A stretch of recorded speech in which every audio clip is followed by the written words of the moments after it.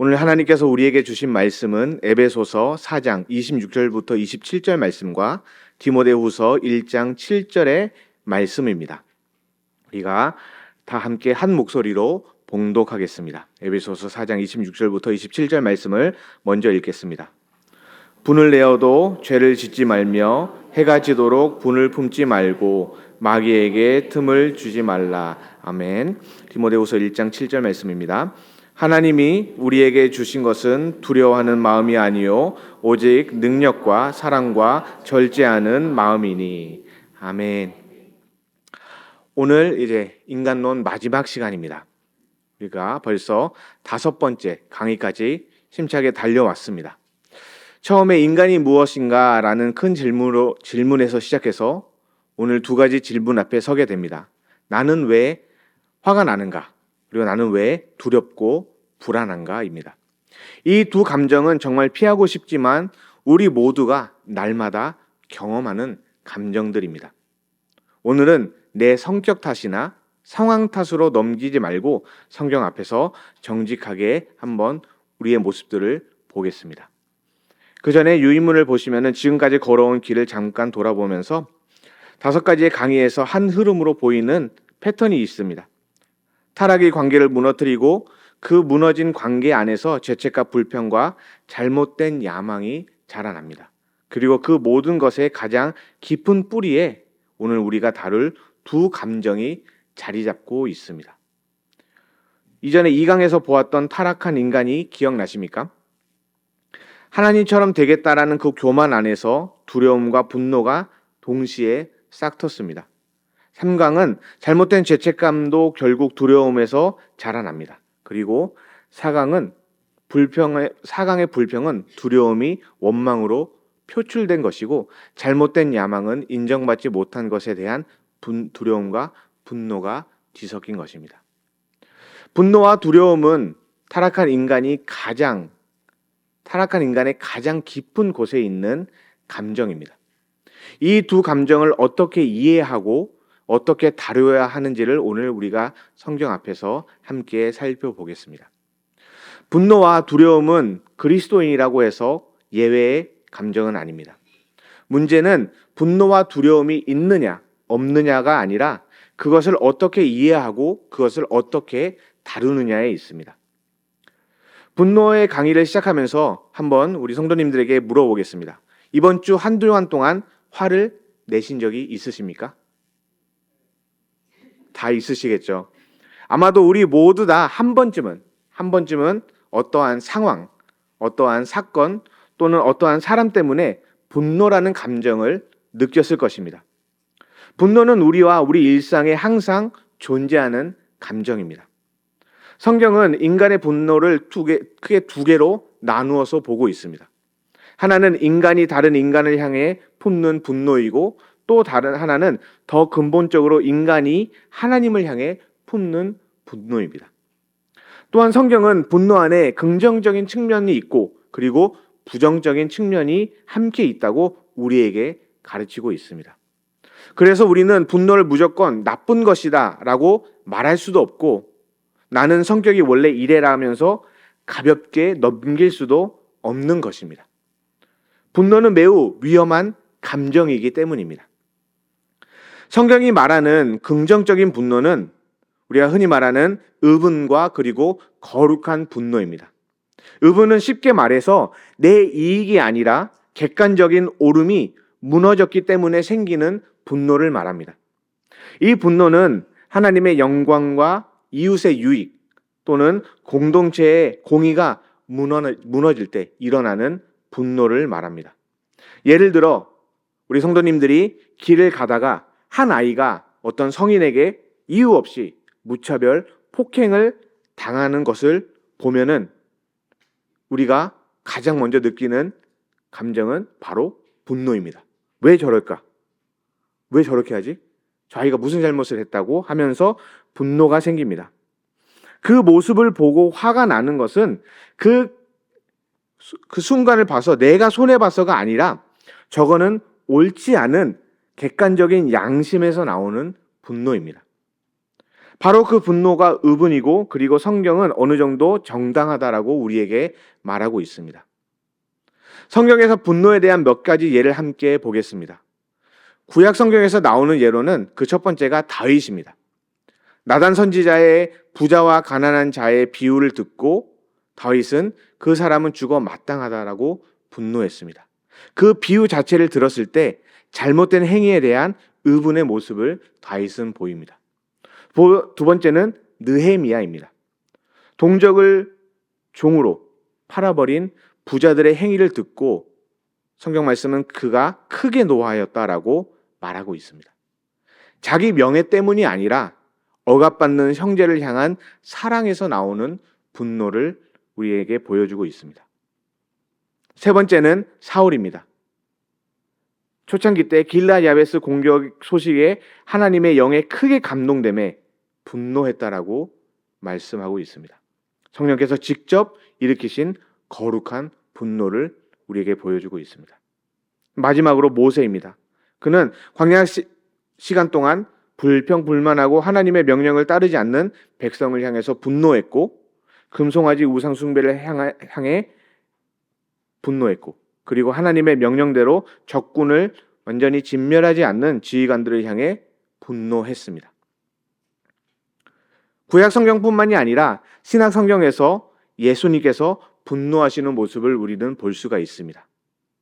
하지만 예수님의 분노를 유심히 보게 되면은 그 분노는 언제나 하나님의 것 그리고 인간의 존엄이 침해될 때 나왔다라는 사실입니다. 예수님의 성전 정화 사건의 모습을 잠시 머릿속에 그려보시길 바랍니다. 그리고 예수님의 평상시의 모습을 잠시 그려보시길 바랍니다. 예수님께서는 평소에 얼마나 온유하고 부드러우신 분이십니까? 하지만 그분이 성전 정화 사건 때 그렇게 분노하시고 그렇게 행동하셨다는 것은 그 상황이 그만큼 하나님의 집이 훼손된 심각한 사건이라는 것을 우리는 알게 됩니다. 예수님께서 성전이 강도의 소굴이 되었을 때 상을 엎으셨습니다. 바리새인들의 완고함과 위선에 깊이 근심하시며 분노하셨습니다. 예수님의 분노는 단지 감정을 주체 못해서 욱하는 것이 아니라 거룩한 것을 향한 사랑에서 오는 분노임을 우리는 반드시 깨달아야 합니다. 이처럼 하나님의 영광이 짓밟히고 연약한 이웃이 억울한 일을 당할 때 일어나는 분노는 성경이 어느 정도 정당화하는 분노라고 말할 수 있습니다. 하지만 우리가 분노를 말할 때 그리고 성경에서 분노를 말할 때 가장 많이 그리고 가장 강하게 경고하는 것은 의분과 그리고 거룩한 분노가 아니라 바로 인간의 욕망, 이기심 그리고 개인적인 감정에서 나오는 분노를 말합니다. 우리가 실제로 삶 속에서 경험하는 그 많은 분노의 대부분은 의분이나 거룩한 분노가 아닙니다. 우리의 분노를 되돌아보면은 오늘 우리가 이번 주간 오늘 하루 우리의 삶을 되돌아봤을 때 그 많은 분노들을 봤을 때 우리의 분노는 대체로 내가 무시당했을 때, 내 뜻대로 뭐가 안 됐을 때, 내 기대가 배신당했을 때 이런 상황에서 분노가 나타납니다. 성경은 이 분노를 매우 강하게 경고하고 있습니다. 왜냐하면 그 끝이 어디로 가는지 너무나 잘 알기 때문입니다. 이 분노는 내 이익, 내 자존심, 내 욕망과 깊이 연결되어 있습니다.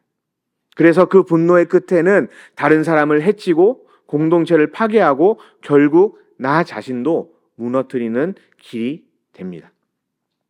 성경에서 이런 분노의 가장 대표적인 사례들을 보면은 제일 첫 번째는 가인의 분노입니다.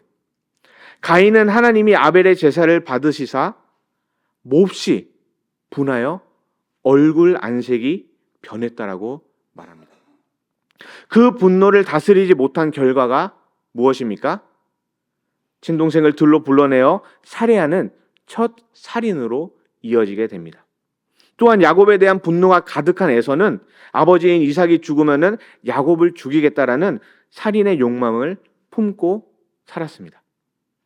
또한 사울, 아합, 아하수에로, 보디발 등은 타락한 죄성으로 인해서 나타나는 그 분노의 연속을 계속해서 보여주고 있습니다. 하지만 더 무서운 분노는 하나님의 사람을 향한 분노입니다. 엘리야를 향한 아합의 분노, 선견자를 옥에 가두는 아사의 분노, 그리고 예수님을 향한 종교 지도자들의 분노는 결국 하나님을 대적하는 분노와 연결된다라는 것을 우리는 반드시 기억해야 합니다. 이 모든 사례들을 보시면서 어떤 생각이 드십니까? 특히 가인의 이야기를 보면서 어떤 생각이 드십니까? 전 목사님, 저 분노는 정말 극단적으로 살인까지 갔으니 내가 오늘 느낀 분노와 좀 다르지 않습니까? 라고 이렇게 생각할 수도 있습니다.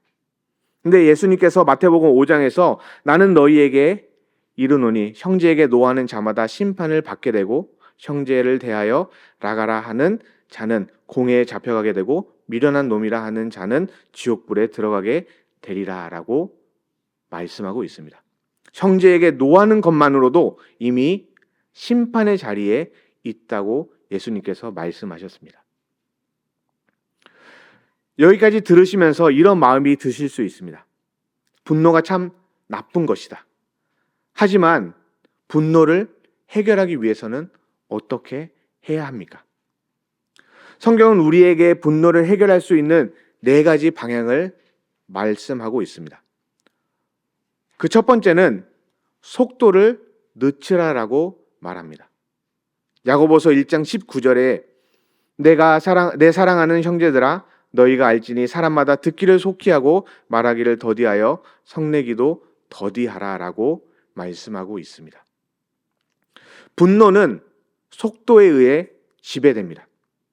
어떤 상황이든 어떤 사람이든 즉각 반응하면 안 된다는 것입니다. 하나님 앞에 잠시 멈추는 그 늦춤이 우리에게 반드시 필요합니다. 분노가 일어날 때 첫 3초가 중요하다라고 말합니다. 그 3초 안에 감정에 휩싸여 입을 열면은 대부분 우리는 후회하고 그리고 서로에게 상처가 되는 말이 나오게 됩니다. 그러니 잠깐만요 그 한마디를 해도 되고 잠시 심호흡을 하거나 아니면은 잠깐 자리를 피해도 됩니다. 하지만 성경은 우리에게 속도를 늦추는 것을 권면하고 있습니다. 왜냐하면 그 자체가 이미 분노를 다루기 시작하는 것이기 때문입니다. 두 번째는 당일 안에 그 분노를 처리하라라고 말해주고 있습니다. 에베소서 4장 26절과 27절은 분을 내어도 죄를 짓지 말며 해가 지도록 분을 품지 말고 마귀에게 틈을 주지 말라라고 말씀하고 있습니다. 분노를 하루 이상 품고 자면은 어떻게 됩니까? 다음날 일어나도 그 분노가 그대로 내 마음속에 쌓여 있습니다. 그리고 시간이 갈수록 그 분노가 어느 순간 정당화되고 내 마음속에 굳어지고 당연한 거가 되어버리게 됩니다. 성경을 그거를 마귀에게 틈을 준다라고 표현하고 있습니다. 마귀는 우리를 직접 공격하기보다 우리 안에 묵은 분노를 통로로 사용한다라는 것을 우리는 반드시 깨달아야 됩니다. 오늘의 분노는 오늘 주님 앞에, 이것이 바로 에베소서가 우리에게 주는 두 번째 처방입니다. 세 번째는 분노를 선으로 대체하라라고 말하고 있습니다. 에베소서 4장 31절과 32절은 너희 모든 악독과 노함과 분냄과 떠드는 것과 비방하는 것을 모든 악의와 함께 버리고 서로 친절하게 하며 불쌍히 여기며 서로 용서하기를 하나님이 그리스도 안에서 너희를 용서하심과 같이 하라라고 말씀하고 있습니다. 분노는 억누르는 것이 아닙니다. 인자함과 용서로 채우는 것입니다. 빈통에 탁한 물이 있다라고 생각했을 때 탁한 물을 맑게 하기 위해서 억지로 그 물을 흔들거나 휘저은다고 그 탁한 물이 절대로 맑아지지 않습니다. 맑은 물을 그 빈 그 통에 계속 부으면 탁한 물이 밀려나고 그리고 그 안에 맑은 물로 가득 차게 되는 것입니다. 용서하라는 말이 어렵게 느끼시면은 이렇게 시작해 보는 것도 한번 추천해 드립니다. 주님, 아직 용서가 안 됩니다. 그러나 용서할 수 있게 해 주십시오. 라고 정말 하나님 앞에 온전히 부르짖는 것입니다. 이 기도 자체가 이미 용서를 향한 첫 발걸음이 되기 때문입니다. 마지막으로 십자가 앞에 모든 것을 가져가야 됩니다.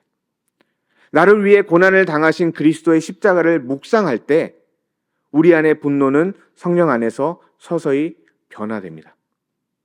예수님께서 십자가에서 고난을 받으시고 조롱당하실 때 어떻게 하셨습니까?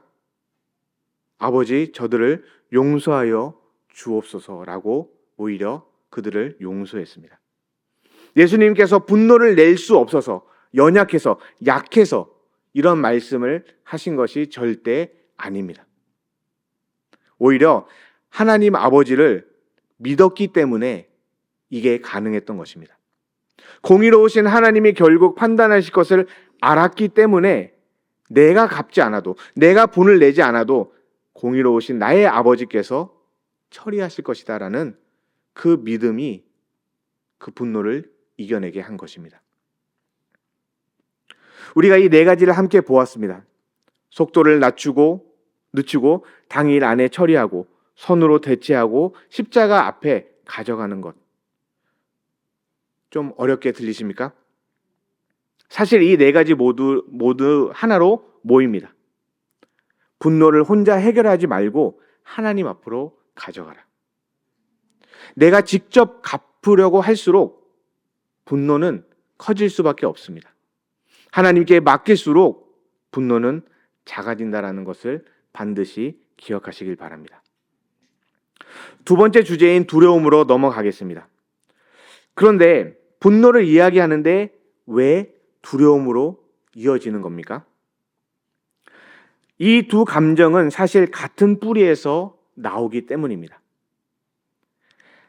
아이가 장난감을 빼앗겼을 때 화를 냅니다. 그 화의 밑바닥을 들여다보면은 뭐가 있습니까? 잃는 것에 두려움, 무시당하는 것에 두려움이 있습니다. 이 감정은 아이에게만 있는 것이 아니라 우리 어른들에게도 똑같이 있습니다. 분노와 두려움은 동전의 양면입니다. 내가 화를 낼 때 그 아래에 대부분 이런 두려움들이 있습니다. 내가 무시당할까봐, 내가 통제를 잃을까봐, 내가 사랑을 받지 못할까봐.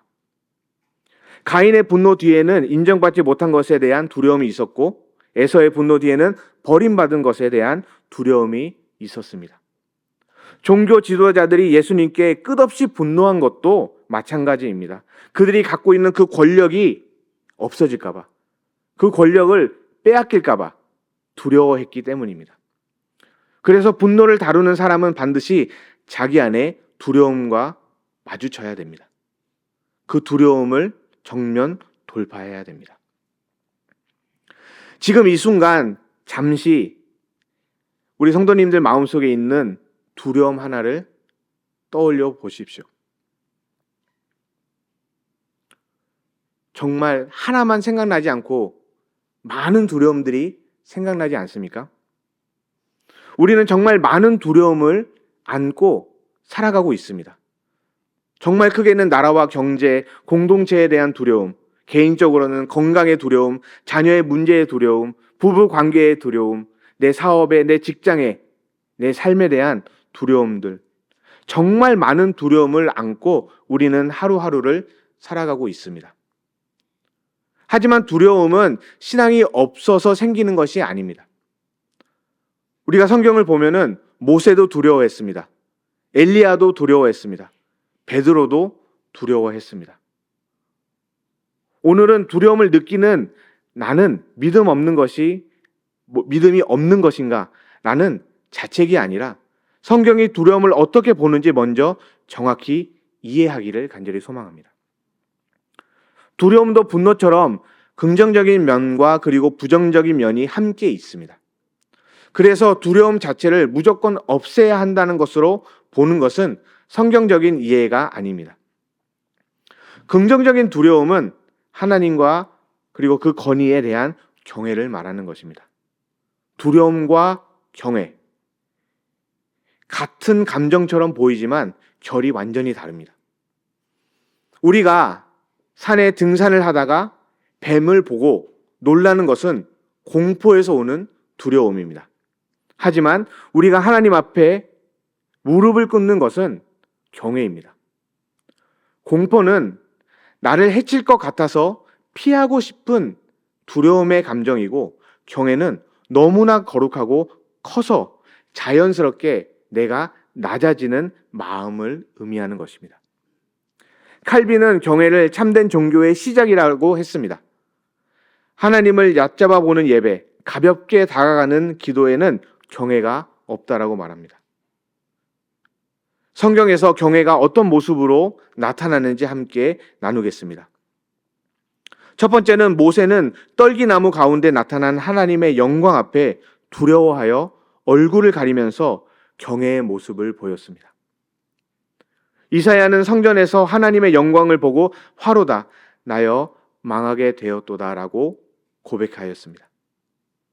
마지막으로 베드로는 예수님의 기적 앞에 두려워하며 주여 나를 떠나소서 나는 죄인이로소이다라고 경외를 표했습니다.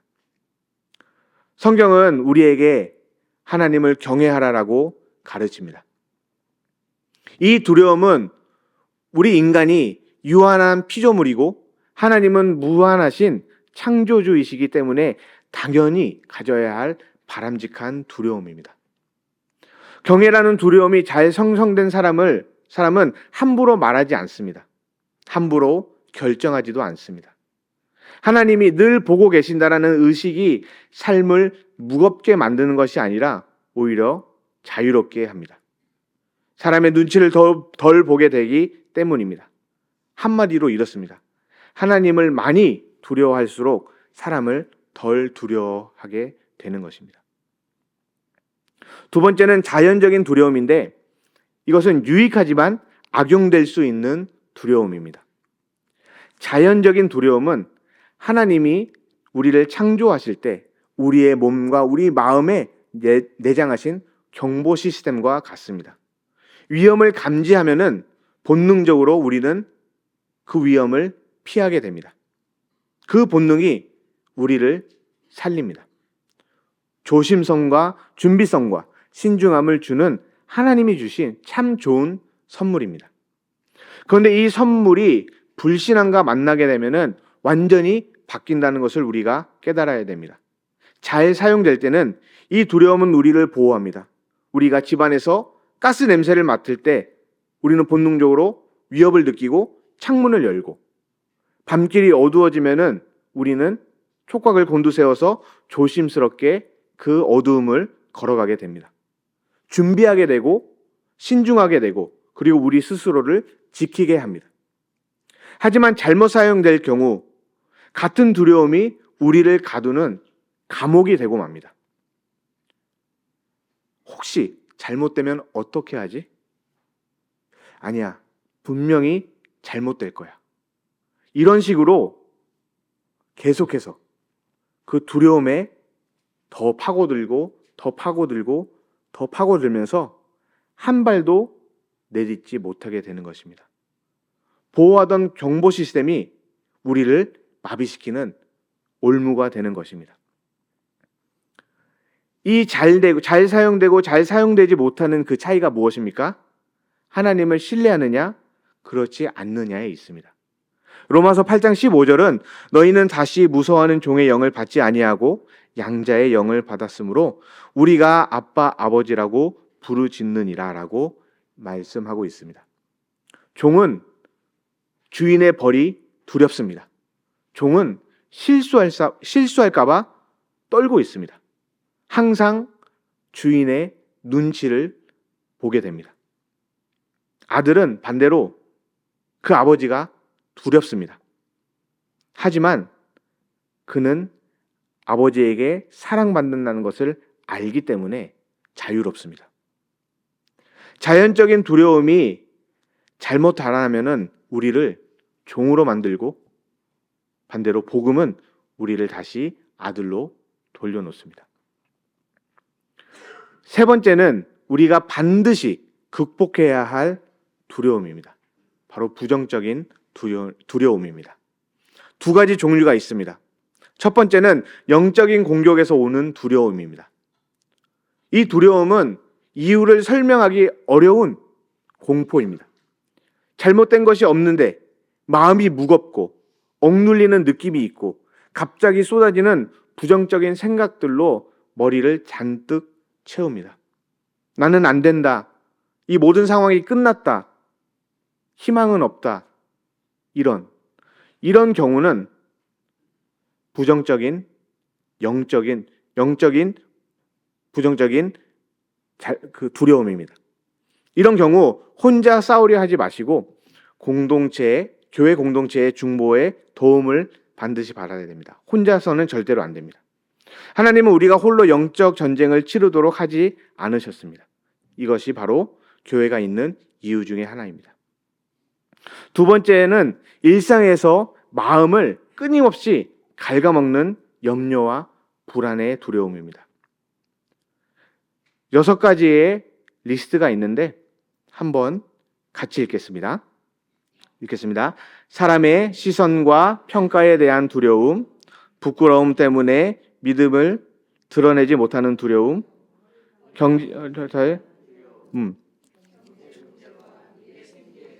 두려움.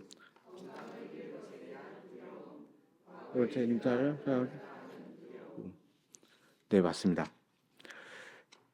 우리 모두가 여기서 한두 개는 있으실 것입니다.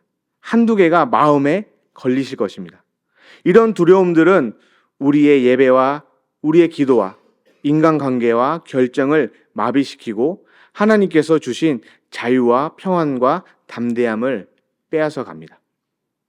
그렇다고 이런 두려움들이 있기 때문에 나는 믿음이 없는 사람이라고 자책하지 마시길 바랍니다. 우리가 성경에 보면은 믿음의 선진들도 똑같이 두려워했습니다. 앞서 말씀드린 것처럼 문제는 두려움이 있느냐가 아니라 그 두려움 앞에서 어디로 가느냐를 우리는 반드시 기억해야 됩니다. 두려울 때 하나님께 가면은 믿음이고 두려울 때 피하고 숨으면은 그것이 불신앙입니다. 두려움을 해결할 수 있는 4가지 방법들이 있습니다. 성경에서는 두려워하지 말라는 표현이 몇 번 나오시는지 아십니까? 구약과 신약을 합치면은 대략 365번이 나옵니다. 하루에 한 번 정도의 꼴로 나오는 것입니다. 이것은 우연이 아닙니다. 하나님은 우리가 얼마나 자주 두려워하고 얼마나 연약한 존재인지 잘 알고 계십니다. 그런데 이 말씀은 단순한 위로가 아닙니다. 이것은 하나님의 명령입니다. 두려워하지 말라. 두려워하지 말았으면 좋겠다. 이런 거가 아니라 두려워하지 말라입니다. 그리고 이 명령에는 반드시 명령인 이유가 뒤에 붙습니다. 두려워하지 말라. 그 다음에 항상 뭐가 나옵니까? 내가 너와 함께 하겠다. 약속이 함께 오는 명령입니다. 우리가 두려움을 해결할 수 있는 첫 번째 방법은 하나님의 명령을 붙잡는 것입니다. 여호수아에게도 그랬고 이사야에게도 그랬고 바울에게도 하나님은 두려워하지 말라라고 하셨습니다. 그리고 두려워하지 말라라고 하신 말씀 뒤에 항상 내가 너와 함께 함이라. 내가 너를 버리지 아니하리라 라는 약속이 있었습니다. 두려움은 기본적으로 혼자 이 모든 상황을 감당해야 한다는 그 외로움에서 옵니다. 가장 두려운 순간에 이 말씀을 마음속에 그리고 입술로 고백해 보시길 바랍니다. 주님이 나와 함께 하신다. 두 번째는 도망치지 말고 담대함을 구하시길 바랍니다. 두려워하지 말아야 하고 이를 악물면은 두려움이 없어지는 것이 아니라 억눌릴 뿐입니다. 억눌린 두려움은 반드시 다른 방향으로 더 크게 터지게 됩니다. 성경이 말하는 방법은 두려움을 있는 그대로 들고 하나님 앞에 나아가는 것입니다. 주님, 내가 정말 두렵습니다.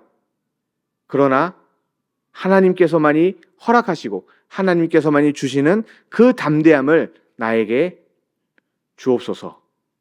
그 기도 자체가 이미 두려움을 이길 수 있는 믿음의 행동이고, 두려움은 기도의 초대장임을 우리는 반드시 기억해야 됩니다. 세 번째는 성령께 주시는 평안을 구하시길 바랍니다. 불신앙이 커질수록 두려움은 커지고 믿음이 자랄수록 두려움은 작아집니다. 디모데후서 1장 7절을 통해 하나님이 우리에게 주신 것은 두려워하는 마음이 아니요 오직 능력과 사랑과 절제하는 마음이니라고 말씀하고 있습니다. 지금 나를 마비시키는 이 두려움, 그 출처는 하나님이 아니라는 것입니다. 어둠의 세력이거나 내 안에 있는 불신앙에서 오는 것입니다. 하나님이 주시는 것은 능력과 사랑과 절제라고 말했습니다. 두려움이 사라질 때 우리는 비로소 다른 사람을 사랑할 수 있는 여유가 생기고 충동이 아닌 절제로 살아갈 수 있게 되는 것입니다. 두려움에 대한 성경적인 해결을 살펴보았습니다. 정리해 보면은 하나님은 우리의 두려움을 그냥 무시하거나 그냥 우리에게 마음을 단단히 먹어라라고 말씀하지 않으십니다. 오히려 두려워하지 말라라는 그 분명한 명령과 함께 그 두려움을 이길 수 있는 내가 너와 함께 하겠다라는 그 약속을 주시고, 그 두려움을 가지고 나에게, 주님께 나오라는 초청을 우리에게 하고 계십니다. 두려움을 없애는 길은 두려움을 느끼지 않는 인간이 되는 것이 아니라 두려움을 느끼는 연약한 인간으로서 그 자리에서 하나님께 나아가 하나님의 임재와 약속을 더 크게 붙드는 것입니다. 이제 인간론 강의를 마무리하겠습니다. 우리가 5강의를 붙들고 있었던, 우리가 5강의를 쭉 봐왔을 동안에 붙들었던 한 문장은 이것입니다. 인간은 스스로 자신을 구원할 수 없으며 오직 복음 안에서만 참되게 회복된다라는 것입니다. 분노도 문제이고 두려움도 문제이며 불평과 잘못된 야망도 모두 문제입니다. 그런데 인간론의 결론은 그러니까 너가 더 열심히 노력해서 고쳐라가 아닙니다.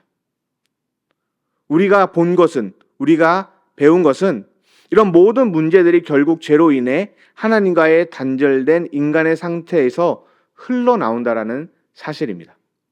불평의 뿌리가 하나님을 향한 원망이라는 말도, 분노가 살인의 씨앗이라는 말도, 두려움 뒤에 불신앙이 있다는 말도, 이 모든 것이 우리를 정죄하려는 말이 아닙니다. 오히려 우리의 실제 모습을 정확하게 보게 함으로써 우리가 정말로 필요한 복음, 곧 그리스도의 십자가와 부활이 필요함을 깨닫게 하려 하는 것입니다. 분노하는 나, 두려워하는 나, 불평하는 나, 죄책감에 짓눌린 나, 야망에 사로잡힌 나, 이 모든 모습 속에서 하나님과의 관계가 얼마나 어그러져 있는지 우리에게 깊은 길이 되고 모습이 됩니다. 하나님 바로 그 단절을 회복하시기 위해 우리 가운데 오셨습니다. 성육신 하셨고 십자가에서 죽으셨고 그리고 부활하시고 우리를 회복시키셨습니다. 그래서 복음은 내가 더 잘하면 분노와 두려움이 사라질 거라고 말하지 않습니다. 오히려 복음은 우리에게 이렇게 말합니다. 내가 분노하고 두려워하는 바로 그 자리에 내가 있다. 그러니까 그 자리에서 나와 함께 동행하고 걸어가자. 우리가 이 초청을 붙들고 살 때 우리 삶의 분노와 두려움, 죄책감과 불평이 하루아침에 사라지지는 않지만 우리의 삶의 방향이 바뀌기 시작합니다. 그 방향의 전환이 바로 성화의 시작입니다. 오늘 우리에게도 주님은 여전히 말씀하고 계십니다. 두려워하지 말아라. 내가 너와 함께 하겠다. 이 약속을 인간론의 결론이자 우리 인생 전체의 고백으로 붙들며 걸어가시는 우리 땅끝교회 모든 성도님들이 되기를 간절히 소망합니다.